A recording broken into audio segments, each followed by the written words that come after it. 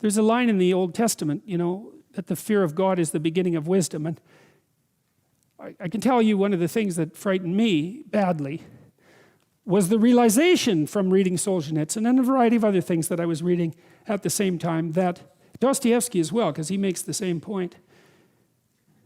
He said that a human being is not only responsible for everything they do, but for everything that everyone else does.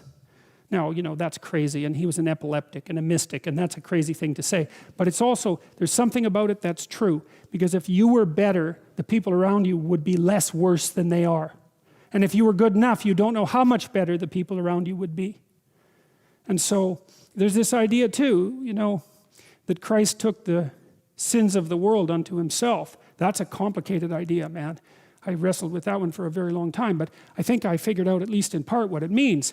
It meant that it's something like the realization of complete humanity. You see, to take the sins of the world unto yourself is to realize that, is to understand the Nazi concentration camp guard. Because that person is human, and so are you. And so if you can't see you in that, then you don't know who you are.